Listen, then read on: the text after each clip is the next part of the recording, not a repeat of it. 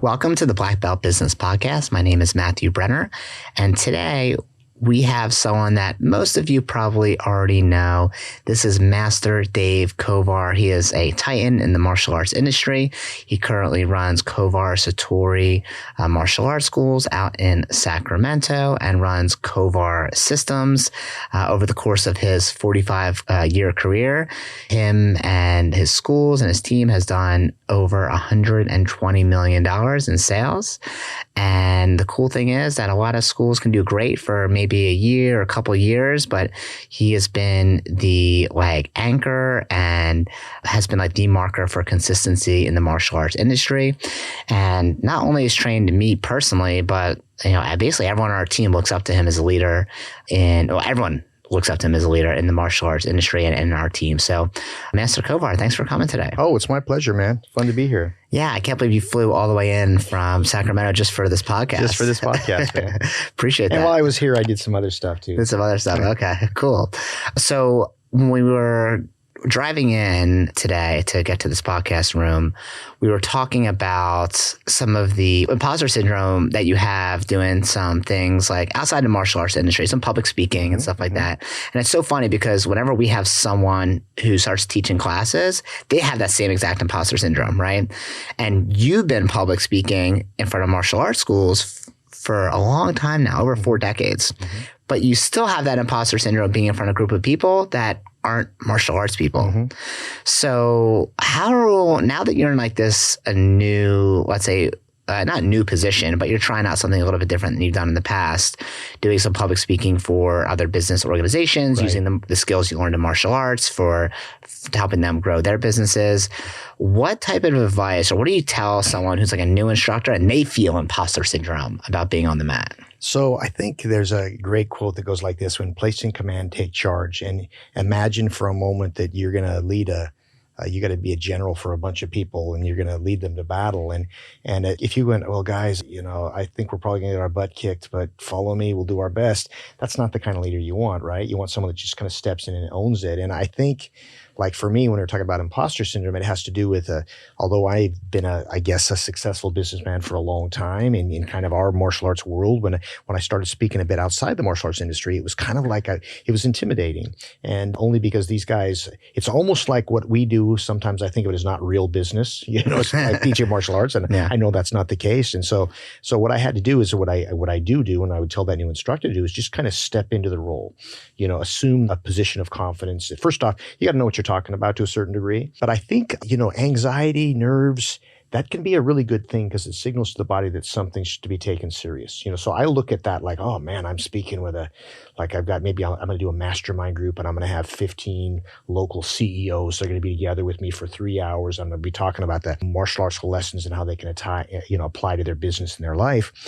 If I wasn't serious about it, if I wasn't holy moly, I got to take this, seriously, I probably wouldn't do as good a job. I wouldn't prepare as much. It's what Ben Zoma, who was a first century sage, from a couple thousand years ago, he had a series of questions that he felt if you could answer these questions correctly, you'd live the ultimate life. And one of them is, who is a brave person? And the answer is one who is smart enough to be afraid, but takes actions anyway. And that's how I feel about this. Oh man, I got a group of people that I'm going to speak to. Whoa, that's kind of intimidating, but I'm going to do it anyway.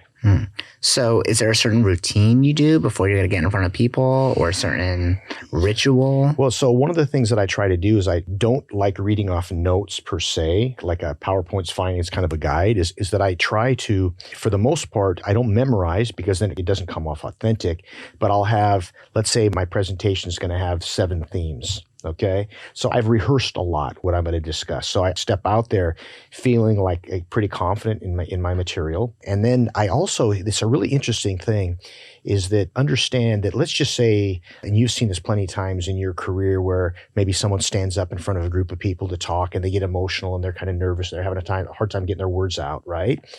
Well, what are the people in the room doing? They're wishing him good well. They're not, in most cases, they're not going, oh, look at that guy. You're secretly going, come on, man, you can do it, right?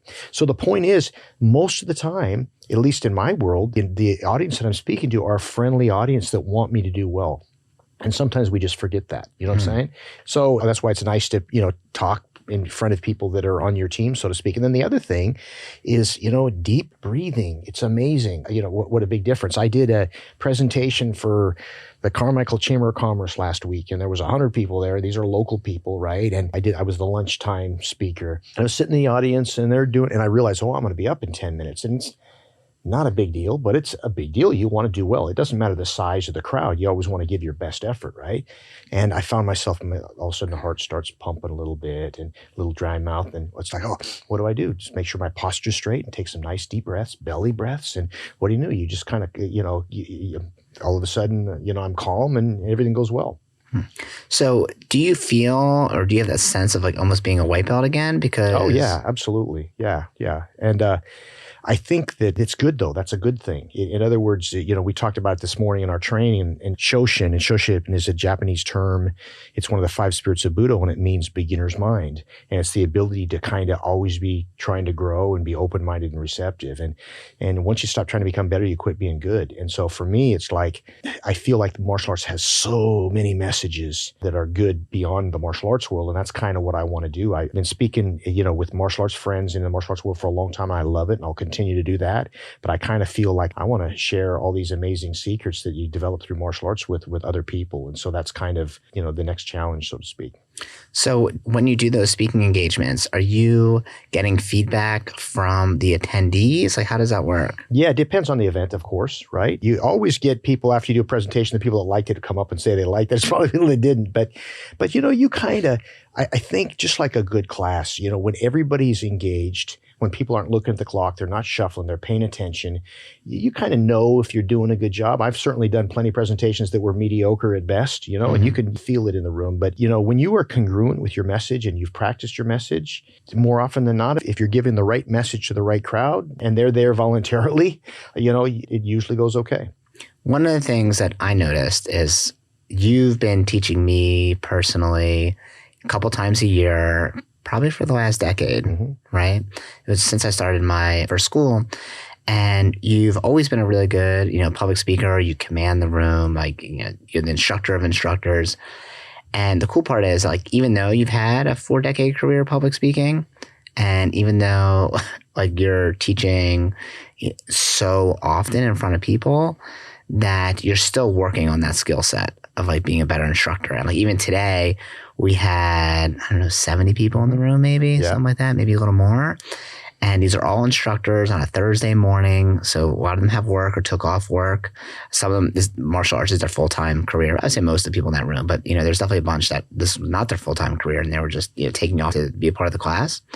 And I noticed that your public speaking skills have gotten even better. Whether it's not using the word as much, just like more polish and like how you're making eye contact. Like I've always thought you were really good. I didn't necessarily think, he can do a lot better. It was like when I saw it today, I'm like, wow, he did get better. So I think that's so cool that you keep on working on that skill set. So you talked about amazing skills that we can pass on to our instructors and our students. But what about like to your kids? Like personally, like how do you get to translate that to your family? Because you're not, Master Dave Kovar to them, your dad.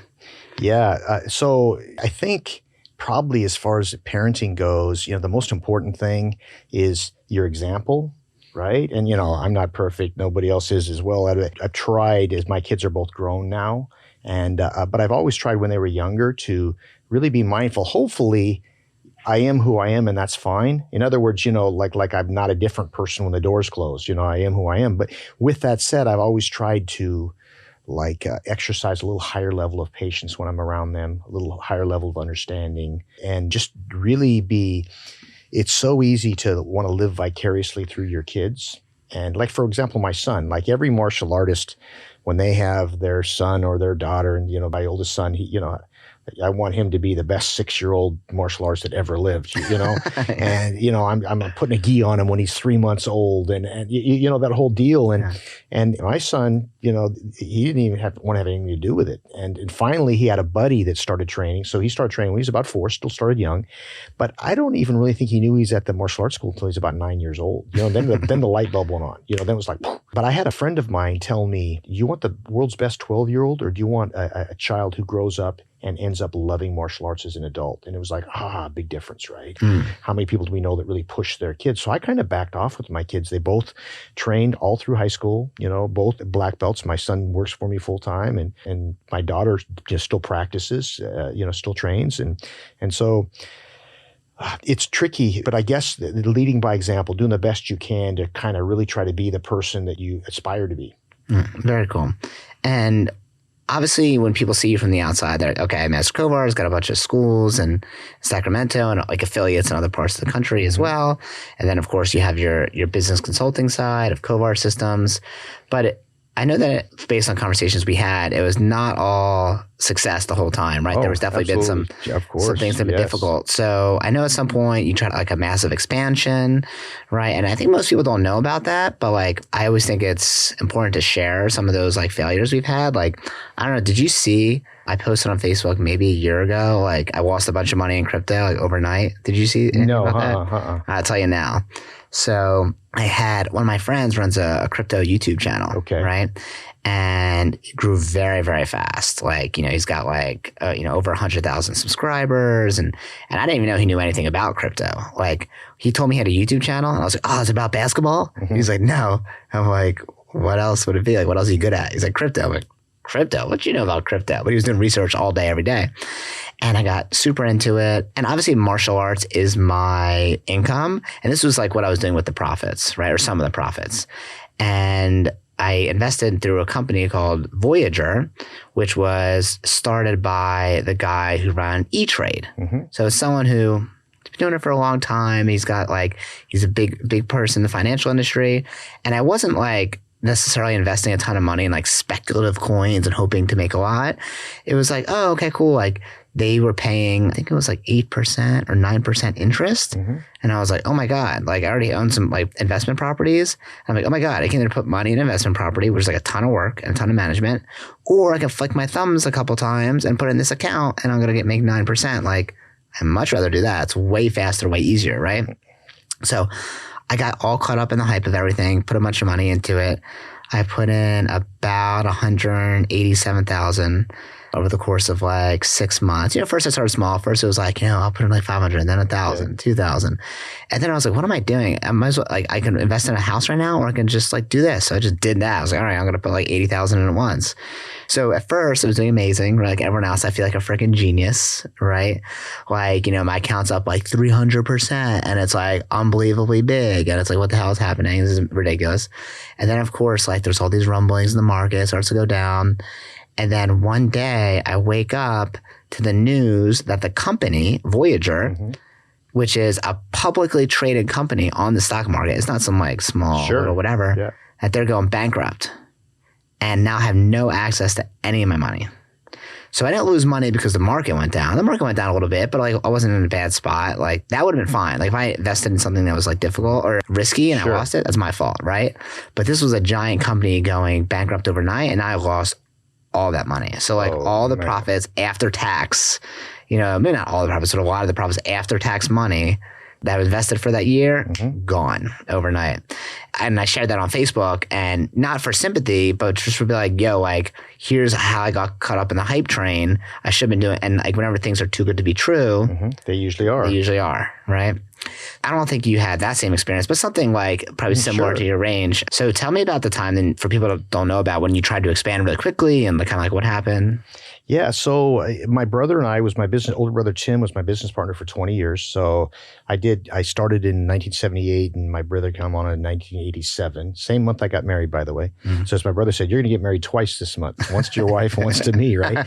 And so we were business partners up until he retired in 2007. But in the early 2000s, we had 4 locations, business is good, a lot of real estate, money in the bank, just, everything's great. Not really having a real plan as to how we're growing. We're when someone's ready and a location looks good, we'll consider it. And we got approached by this VC, this gentleman, this Wall Street venture capitalist that was actually an attorney that made his bones taking cottage industries and giving them a national presence. A really good guy. I still have a relationship with him. Mm-hmm. And my first name is Rick. And long story short, I wasn't really that interested in, signing on with doing a big national presence. My brother was really excited about it. And I warmed up to the idea. So after about a year of negotiating, this would have been now 2005, we signed on. And in the process... When you say you signed on, what does that mean? Well, we brought him on as a partner. In your current business? Like he became an equity partner? Yes, absolutely. He bought into our company, and we fused with a bunch of capital. A lot of it invested in stock, and then some of it in loans, and like millions, right? And I've done Wall Street tours where you go into the office, you meet with a bunch of guys and do your pitch. I've done that a bunch of times, right? It was really interesting experience. So you were trying to raise money? More money. We got some initial money, but then So you got some seed money. The seed money, get it started, and the next generation was a little more. And in order to do that, my friend Rick knew a bunch of people. So we probably had 5 or 6 different spots, in New York, where we'd go to a group that were looking for investments. Same with went to Florida and did the same thing. And actually, I'm sure you're familiar with the Angel Network. It's like Angel Investors. Every city has one. Yeah. It's like Shark Tank, but real life. Yeah, exactly. And actually, the Sacramento Angels, half their kids trained at one of our schools. That was the quickest raise they'd ever done. Like, it was like just all the guys got their checkbooks out and signed on with us. So all of a sudden they just loved the program. Exactly. They saw what was going on. And so we raised several $1 million. Do you mind if I ask how much? It's like probably... I want to say 3.5, something like that. And these are from like your students' parents? Some of that. A lot of it is like legitimate VC money too. Okay. So we had a big company that was kind of the main backer. And so all of a sudden we went from 4 locations to 20 locations in a year and a half. And put in perspective, these aren't franchises. These are corporate-owned locations. Okay. And keep in mind right now, this is like 2006. Retail prices, commercial prices are through the roof, right? This is right before the bubble, right? Mm-hmm. Before the... So you're paying a premium. Big time. And we have bigger. So I remember I was with all these we'd do these whiteboard sessions where I'd meet with all these high level business guys that had been doing this forever. And I'm thinking, man, I think this is too fast, but what do I know? I'm just the dumb karate guy. I really literally remember thinking that. And I was charged, my job was to develop instructors. And that's because we'd already been doing that quite a bit. And so we got to 20 locations, and actually, most of them were doing actually pretty good. Where was this at? In Sacramento only? It's primarily Sacramento. We had 14 schools in Sacramento. We had 3 on the East Coast, and 1 in Portland, and 2 in the Bay Area and San Francisco area. Okay. And so what happened was we were doing just-in-time money, meaning, okay, we were, as long as we make our quota, there's going to be more money we can borrow, and we're going to be raising money for the next few years. We're not going to make any money for several years, right? We're just going to kind of grow into it. And that was the plan. And what happened is we missed one of our quarterly lines, or the goal that we were trying to hit. And all of a sudden, the money got really expensive to do the next round of financing, okay? Because you remember, you're spending $150K at least to start open up a school. Times that by 10, then we're losing money on it. We were losing at one point about $150K a month. Okay. How did you develop instructors that fast? So I had a super strong bench already. And that's when we got really creative. One of the things I did is I went back, and you've heard me talk about it before, and I looked at my inactive roster. Okay, one of the things I did, I was at this movie theater. This is right when we were in expansion mode, and with my wife and I are at the movies, and there's a gal that takes my ticket. Her name was Erlene, and she worked for me through high school. She grew up in the dojo. She goes, "Oh, Mr. Kovar," she gave me this big hug, and I go, "Erlene, what are you doing?" Because I thought last I remembered she'd gone away to college, and she goes, "Oh, sir, I went away from school for a couple of years, but it just wasn't for me. So I'm back here kind of trying to figure out what I want to do for a living." And I look and I go, boom, light bulb goes on. I go, "Hey, man, we loved, I loved having you as an instructor and a student. Why don't you come back and consider it?" "Are you kidding?" Her comment was, "I thought once you quit, you couldn't come back." And I didn't even know where she got that from. But I've heard that so many times. Yeah, maybe they were thinking, maybe I gave her the talk like, "Arlene, you know how hard it is to get started once you leave?" Who knows? And it got me thinking, interesting. So what I did is I went through my list of all my inactive students, people that I call them quitting for the fumes. And that's car fume and perfume. Cars and girls, you get to that age and and I started picking up the phone and calling old students, old black belts, and it worked surprisingly well. So that was one way. And then we did a lot of acquisition, and then can I ask a question? Were you like paying them full-time salaries right away? Like you walk in, here's the school? It depends. Totally depends on the situation. It's kind of, you apply the gas as far as you need to. The whole idea was to have a lot of people in the warmer, kind of on the side. So I'd have a conversation with you, I'd sit down, you'd come down and we'd do a little training. I'd give you a couple months of free training, let's say, and we just kind of see if there's a fit.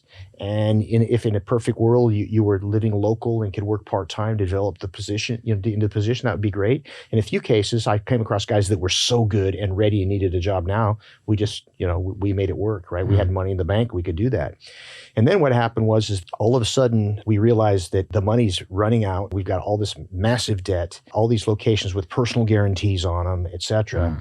And it was pretty scary time. So this would have been like the lowest moment in my career would have been December of 2007. And we're completely out of money and we're still losing money every month. By the way, I was coaching schools. So at the time I'm telling you how to run a successful martial arts school, and I'm going hoping my ATM is going to work to get me groceries that day for my family, because I had spent every dollar I had personally. I'd sold properties. I'd cashed in my 401k. I'd taken my kids' college funds, all just to fund the business. Then it's like Monday, and I'm sitting there with my business partner, who's still my business partner, Dave Chamberlain, who came in right in the middle of this, and thinking, all right, how are we going to make payroll of $23,000 at 1:00 this afternoon? And trying to figure that out, and then walking down, that's 10 minutes to 9, walking down at 9:00 and doing a staff meeting. You got 50 people in the room. You're trying to get them all excited about the week. It was a hard time. And what was the goal? Was the goal to expand and then sell it, or just have a big corporate company? Well, the intention was to get to 100 schools by 2010. Okay. And then figure out the next level. Okay. And so if we could have done a few things different, it would have been a different, but the bottom line is it is what it is, and your experiences are what make you, and I have no regrets. I have spent the last decade or more just basically paying down debt. We could have filed for reorganization if we wanted, but I had all these people that I knew that invested in our company that just didn't feel right. You know what I'm saying? It's like, and I had one interesting story. One interesting thing happened to me is one day, my business partner, Dave Chamberlain, and I are trying to figure out how we're going to get through this. And all our advisors are telling us, man, you just need to file for bankruptcy. There's no way you guys are going to get through this. You have too much debt. So it's all because you missed that 1 month. Well, no, that was cascaded? that was the thing that kind of changed the tide. But we were already, like, it was funny money. Like there's millions in the bank. Oh yeah, let's build a new wall at this location. I didn't really quite register that, someday you're going to have to pay back this money, right? Yeah. And we weren't being stupid with it, but we just there was an assumption that I'd never failed at anything. The schools had always done well, and we'd figure this out too, right? Mm-hmm. And so all of a sudden it's clear that our model wasn't working. The amount of time it was taking to get a school to profitability was not in line with our expansion plans. Mm. And then by this time, a lot of the money, we have some stuff in Series A stock, which we're paying interest on, right? And then we have a bunch of borrowed money too that we're paying super high interest. So now it's like all of a sudden the clock is ticking there, and we realize there's no way we can expand, and we can't keep all 20 schools open. There's no way. We're burning through way too much money. And so we had to think, what's the next step? So we basically went from 20 locations back down to 8 in about 6 months, either through closing or giving or selling schools to get to there. And then we were still not even at break even. Because we still had some rents that we had to pay for because they were personal guarantees, even if we weren't in the building. And so your personal house was on the line. Yeah. Wow. Yeah. Were you crapping your pants? My God. It was, I tell you what, it was a challenging time to be sure. But, I tell you what, adversity doesn't make the person, it reveals the person. And I know my business partner, was just amazing through this process. And I wanted to be the best version of that. So we just got up every day, rolled up our sleeves and did what we could. So I was saying December in 2007, I had this interesting thing happen. We have this guy that's saying, man, you guys got to file for reorganization. There's no way you're going to get this paid off. And my partner, Dave, goes, you know what? I'm at my best when things are at their worst, but there's hope. And that's what I felt like we were. And I'm kind of leaning towards maybe we should think about this, this bankruptcy as an option, and not really wanting to do it. But I went down and what my sanity was training. Okay. So I went down right after that, and I'm doing some jujitsu, and there's 2 other guys, and we're training. And one of the guys takes my back, sinks in a choke. And then he mounts on top and he's got this funky gi choke and he's lying on my chest. And you know the feeling, you've done enough jiu-jitsu to know that kind of that claustrophobic feel when you're super fatigued and you're going to have to possibly tap. And it's not the end of the world, right, if you tap. But I remember thinking, I started kind of to panic a little bit. Oh man, I'm going to have to tap. And part of the issue was he was my student and my ego didn't want to tap to him, right? But I look up and there's my nephew, Gordon, who's also a jiu-jitsu practitioner. I see that he's watching and I realize, okay, if I pass out, he'll stop. So I don't have to tap, not yet. Okay. Because if I pass out, he'll stop the match. So I take a breath and I adjust my grip and I slowly fight through this. Okay. And when I got done, I had this epiphany. It was like just boom, it hit me. He says, when it comes to our business, we could tap out if we wanted to, but we don't have to, not yet. And, my business partner and I made a plan. The first month we called all our landlords and said, guys, we're not paying rent this month. Throw us out if you want. We've got no money, so there's nothing you can do about it, but we'll pay 10% more next month, and we'll do that until we're finished off. So that got us through 1 month. That got us through December. And then in January, we called all our vendors, and we said, sorry, guys, we're not paying anybody this month. Kind of the same thing. In February, we went to all our program directors and said, we need to get 2 paid in full black belts, get club memberships out of you. I'm not a big fan of lots of paid in fulls, but at that moment, we had to do what we had to do. So we did that. We got through that month. And really that we just fought battle tooth and nail from 2007 to 2010 before we even broke even, before we got back to where this was after you already dropped 12 of the schools. Yeah. So can I ask a question about that? The schools that dropped, what happened with those instructors? Were you like, I'm so sorry? Well, a lot of them, we acquired schools that we ended up giving back and doing a negotiation. Let's just say how I ended up in Seattle in Portland is I had a friend and student of mine that had a school up there that wanted to be a part of what we were doing. So we acquired his school. Okay. And the plan was to open up a whole bunch of locations in Portland with him being the district manager for them. Okay. And when things weren't working out, I turned right back around and said, guess what, man? You're on your own. You can have your school back. Sorry, it didn't work out. And so we were able to savor all the relationships. And there was a couple schools in Sacramento. We went from 14 schools to 8 schools in Sacramento. And we kept the best. There was a few people that we had to let go in the process, but we expanded so quick that we had a bunch of people that were really good, like second instructors that were actually managing locations. So we ended up, when we cut back, with just an all-star class, and you've met a lot of my team members. I got an amazing team, and most of those guys are still with us after all this. And so they've been through battle. We've been through war together for years. And then we spent basically another 10, 12 years just paying down debt, and we're just at the tail end of it now. Yeah, actually. Wow. Yeah. So all these Wall Street guys or VC money was like, hey, it's not working, just declare bankruptcy. Well, the guys that were not that were invested in our company didn't want us to do that because it's going to affect them. Yeah. But other people from the outside that are advisors, people that we know that are thinking, I don't know, this plan isn't working out. Maybe you ought to consider that. And by the way, I think it's really important to say that bankruptcy has an important place in America. And a lot of people say that's one of the things that makes American business so strong is we can risk things, right? And like you don't end up in debtor's prison forever, right?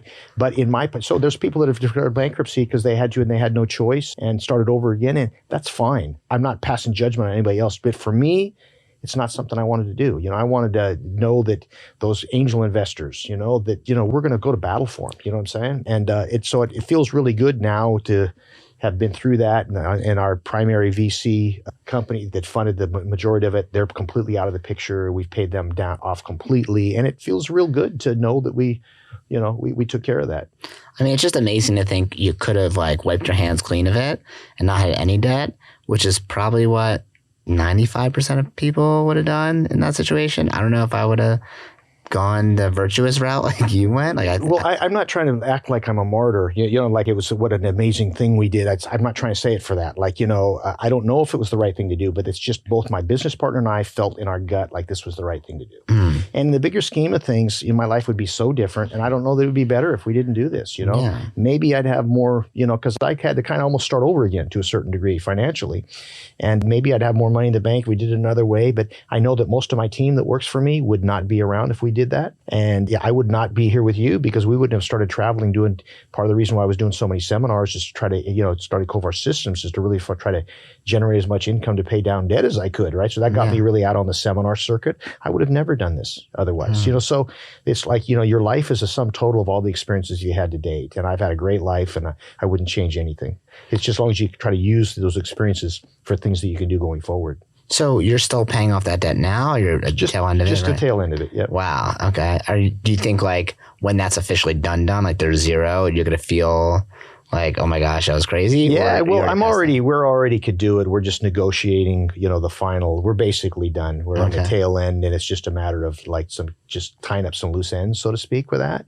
And it feels good to it feels good to, that's why when COVID hit, I know the action team did amazing over COVID, and we did quite well over COVID, but I wasn't as worried as a lot of people. It's kind of like one of the things that being in business now for 45 years, there was nothing like that experience as far as, but I've had plenty of bad months. I've had plenty of years that were hard to get through, and every challenge you can imagine, or most every challenge, we've been through when it comes to staffing and you name it. And so when COVID came along, it was like, I just kind of knew we were going to get through it. What do you got to do? You roll your sleeves up, take a breath, and do as much as you can that day. And turn on Zoom. And the next day, get up and do the same thing. That's kind of been I think it's very important that there's a story about this old wise man.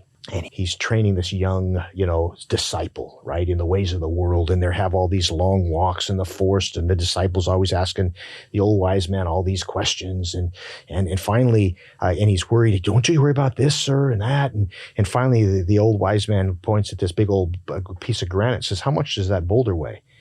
And the young disciple looks at it and says, well, it's, this many cubic feet wide. And I'd say it weighs 960 pounds. And the old wise man says, well, maybe, but only if you lift it up. Meaning a lot of us have a lot of stuff that we're holding up that we don't need to hold up, if that makes any sense. Like when it comes to stress, one of the things about this whole experience that got me to be able to imagine you have the weight of the world on your shoulders. Hey, man, just set it down on the couch for a minute and enjoy the scenery, right? And pick it up when you need to, so to speak. And that's been a real valuable lesson. It's kind of like, you've heard me say this before, but take care of the days and the years take care of themselves.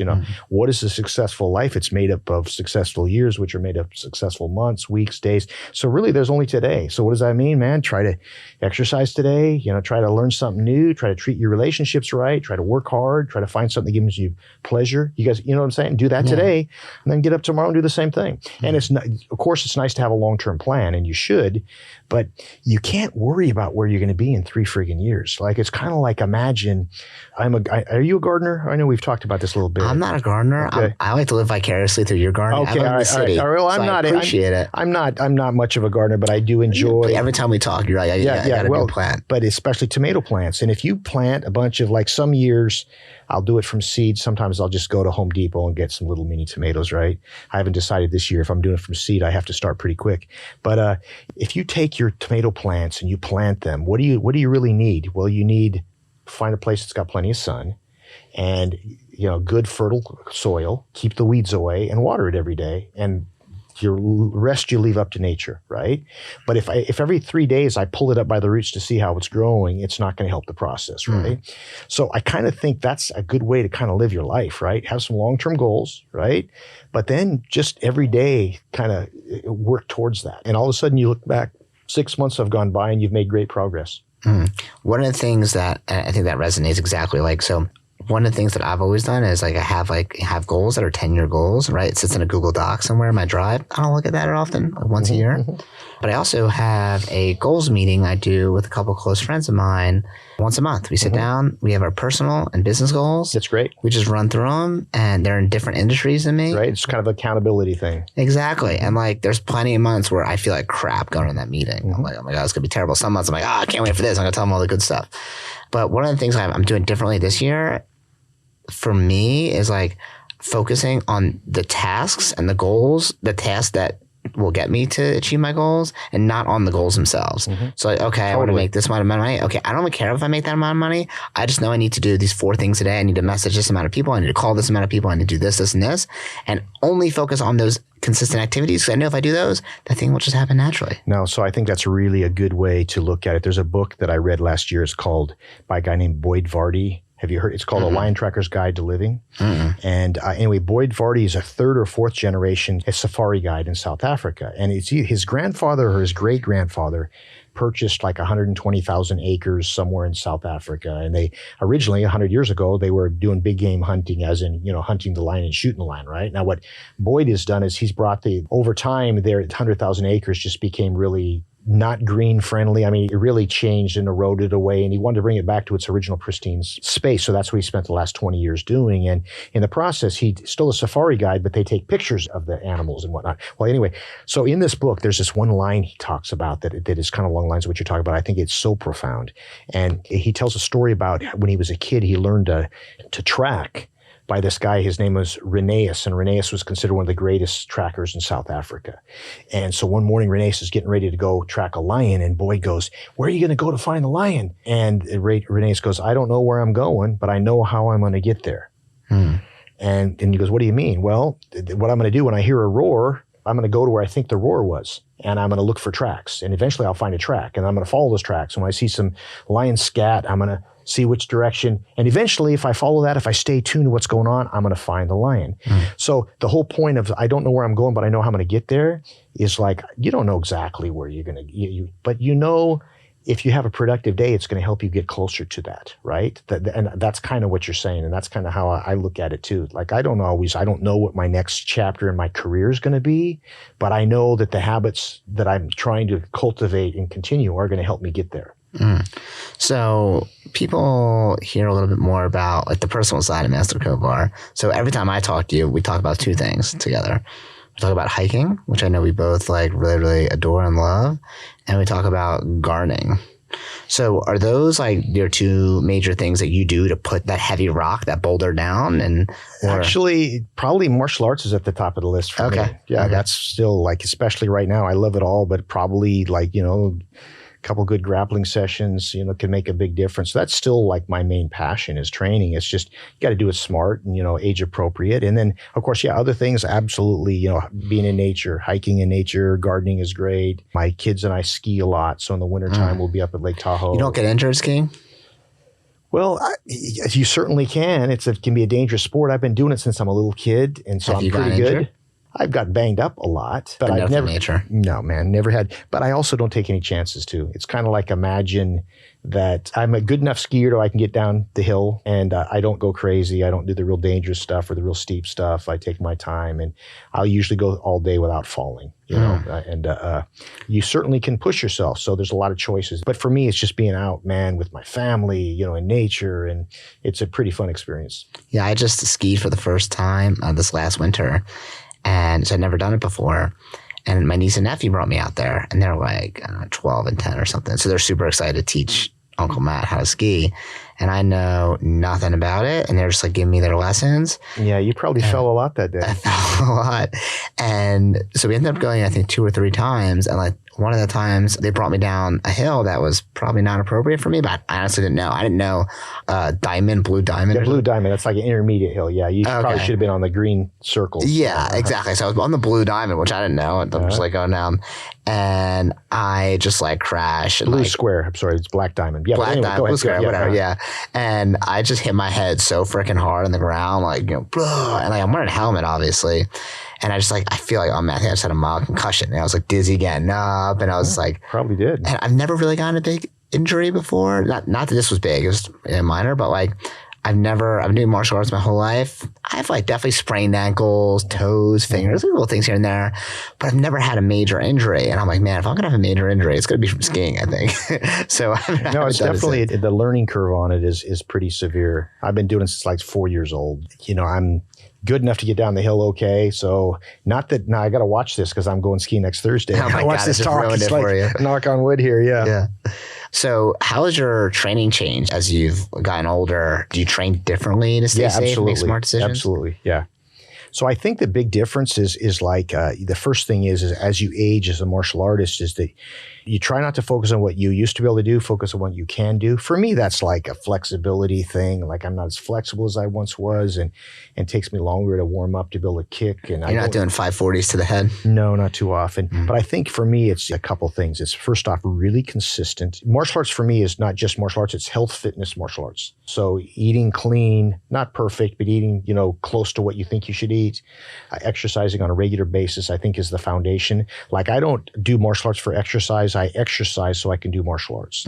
And so I think that's super important. And then I follow a rule, I call it the 80% rule, which means I rarely, if ever, go past 80% of my capacity. When I start getting really fatigued, that's when injuries always happen. Whether it be at the gym, like lifting some heavy weight or doing one more round of sparring or, grappling when you're really tired, you got the big guy that you go with. And that's when it happens. So I try to always be kind of in control, and I try to always train in a kind of a playful energy versus like an intensity energy, because that's kind of when I've been injured the most, is that would be the case. And the other thing is I never, ever, ever do anything intense or ballistic without doing a really thorough warm-up. Yeah. Just like today, we spent 15 minutes. They didn't really know we were doing it because we were doing some fun martial arts drills, but 15 minutes just warming up before we really did anything. Because I think that every time you don't do that, when you're younger, you don't need to stretch, right? But as you age, it becomes more and more important to warm that body up before you get going.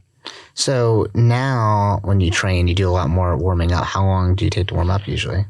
8 minutes, okay. Not that long. But before younger, you just hop in. Yeah, you walk in and we call it, you kind of just start, right? I mean, how many times, I'm sure you've done that as well. You don't even really warm up. You just start kicking right cold. And you can do that when you're a teenager, but those habits don't serve you. So the sooner you can start developing the habit of warm up, it's going to serve you later on. Your future self will thank you for that, because the little injuries you get now, they're going to come up more apparent in the future. So besides the warming up, in terms of like, let's say your nutrition or your fitness, like what are you doing outside the martial arts school, outside the mat? So first and foremost, I'm pretty focused on, I call it the 6 pillars of health that I focus on. And they're exercise, rest, nutrition, stress management, risk avoidance, and recharging. Okay. Right? So exercise, I try to exercise pretty much every day. I will miss a day or two a month. I didn't exercise 2 days ago. It's the day I flew out to the East Coast and I had an early flight, and I didn't worry about it. I could have made time. You can always make time. But besides that, What are you doing? Are you weightlifting? You doing calisthenics? Yes. Okay. So whatever you have access to. Yeah. Like if when I'm in the road this morning, it was a real easy workout.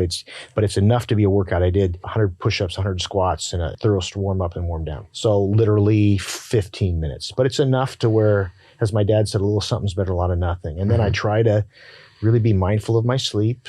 I try to eat relatively clean the majority of the time. For me, that means primarily plant-based, right? And then managing stress. So like, what does that mean exactly? Meditation, of course, it's scientifically, there's no doubt about the fact that's a valuable thing to do to manage your stress, but it's also really how you interpret things. It's not just like, for example, you can decide to let things annoy you or not. Sometimes it can be a decision. Like if someone cuts you off in traffic, okay, you can let that really get, like today, getting to the studio here, we were downtown Philly for quite a while trying to negotiate traffic and find parking, and you didn't let it bother you. You were just kind of calm and easy, right? Well, you could have just as easily been stressed out and honking the horn and irritated.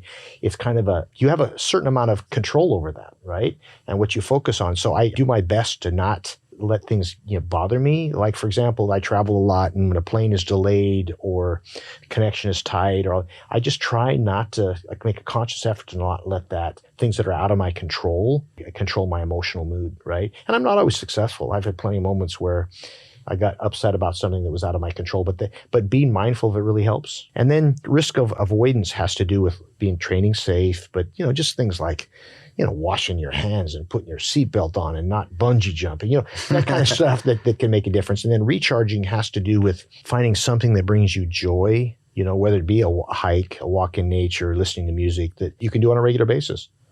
One of the things I love is when people compare martial arts as like a moving meditation, right? And for me personally, I realize that I have every part of my day where there could be a gap I would fill it with something, right? So I'm taking a shower, I'm listening to a podcast. I'm at the gym, I'm listening to music or a podcast. Looking on ESPN when I'm on the toilet. Like, what I'm always like doing something, and it's like you never have a chance to be bored or think. And like one of my actions I'm doing this year, not meditating, but like just removing some of those layers. Like, okay, like now I don't take a shower with the podcast on. I know it sounds so stupid and easy, but like that's when my mind will just wander and think about things. And it's like, it doesn't need, not every moment needs to be filled with like, I need to learn or have a gap. You know, you need to let those gaps be gaps. I think it's super important. Like I don't, during the week, rarely, I can't say ever, but rarely do I listen to anything when I'm driving. Wow. And that's my time. And if I do during the week, it's a podcast, right? This podcast always, every episode. Yes. But usually that's my time to think. And and like when I run or when I exercise, a lot of people like run with music on, but for me, it's fine. There's nothing wrong with that. For me, I'm trying to be in the moment totally.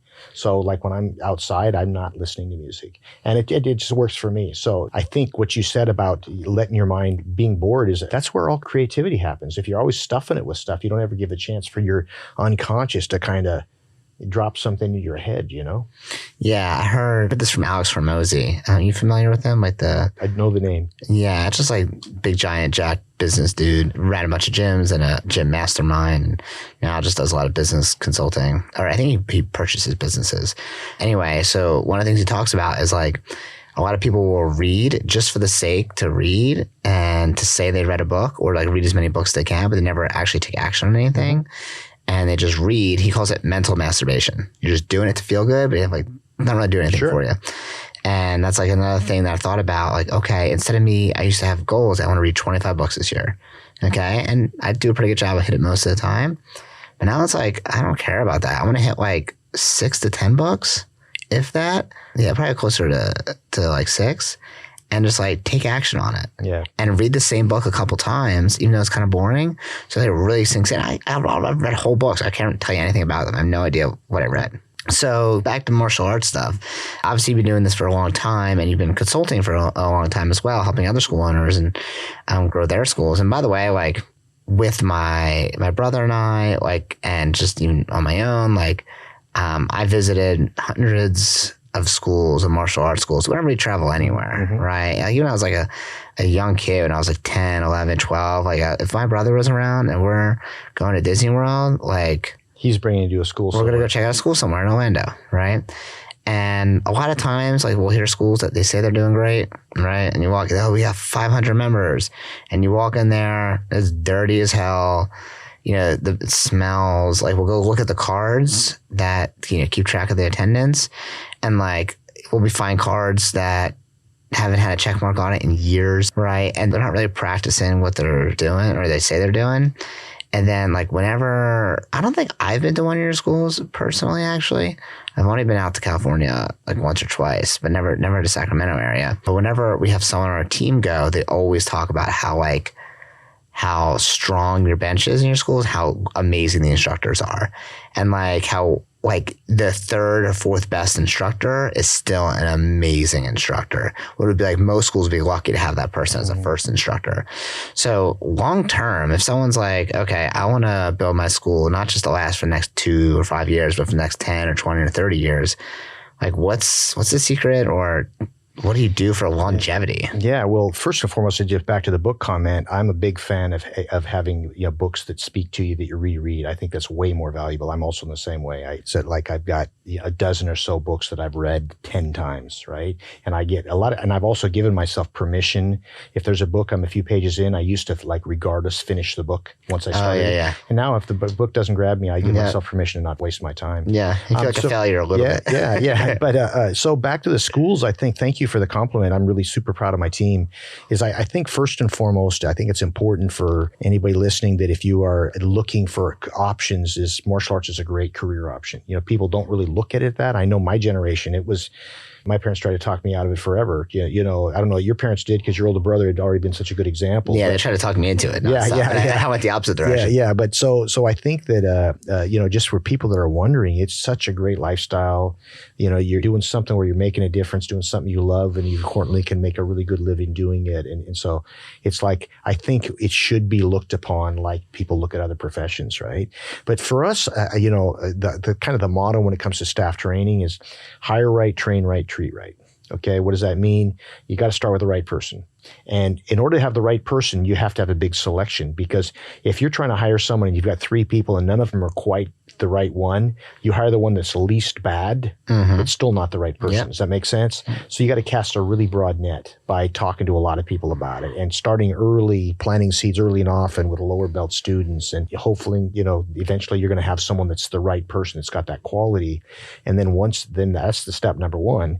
The step number 2 is you got to train them right, because the person that's got all the right qualities, if they don't know what they're doing, they're not going to be successful, right? So that's having a really very formal training process. And it's also, I think it's really important that you hire them right, train them right the first time, because if you let somebody develop some bad habits, let's just say you hire someone to answer the phone and you don't really teach them how to do it. Okay, just answer the phone, be nice. They pick up the phone, and next thing you know, they've been doing it for 2 or 3 weeks. They developed their kind of shtick, so to speak. And then you realize, wait, that's not what I want you to do, and follow this outline. Well, now they have to unlearn their old habit. But if you hire someone out of the gate and train them exactly how you want it, there's no bad habits, right? So that's number 2. And then the third step is treat them right. Now, you can have some people that are a great person that you train really well and treat right, that's going to move on regardless of how good you treat them. And there's going to be some people, no matter how bad you treat them, or they're never going to leave, right? But the majority of the people, if you treat them right, they're going to stay with you. So for us, that's kind of like, what does that mean, man? Is to go to battle for your team. You know, be really mindful of where they are in their life. If, you know, their child there's a baseball game they want to go watch, make sure to help them find a way to get the school covered so they can watch it. You know, in other words, try to be the boss that you'd want to work for. Bottom line, that's kind of been our formula, and it's not rocket science, but it works really well. We try to acknowledge our people for a job well done. We try to hold them accountable, you know, and so they can aspire to be a better version of themselves, so to speak. And for the most part, it works pretty good. So what's like any new recent things you've like implemented for your staff that's been like really helpful over the past year or 2? You know, I think since COVID, we're really trying to focus on getting back to some of the old habits we had prior to COVID that we kind of let go. You know, during COVID, we were like so many people, just in survival mode. All right, let's just figure out how we can handle this. And as far as developing the next generation of instructors, that wasn't really on our mind then, right? And so what happened, and as far as doing like Black Belt Club talks or getting intent to promote letters to potential students that are going to be moving up a belt rank, we just kind of, a lot of that stuff just let go. So right now we've got basically a retention challenge that we're focusing on our first 100 days. That's what we're doing. All the things we can do to make sure that we can keep as many people as possible in our first 100 days, knowing that if we can do that, then the odds of us holding them for an extended period of time are dramatically increase. Is there anything that you do during the first 100 days that's like really notable? You feel like, oh, schoolers need to do this. Yeah, well, it would be, for me, it's the 8-step student progress check, and you've been through it a bunch of times. Yeah. And it's really just making sure that, I think where we're weakest as an industry is communicating with families where they are in the process, you know, and I think that's something that is always a good use of time. Cool. And if you're listening to this, you're like, what is that?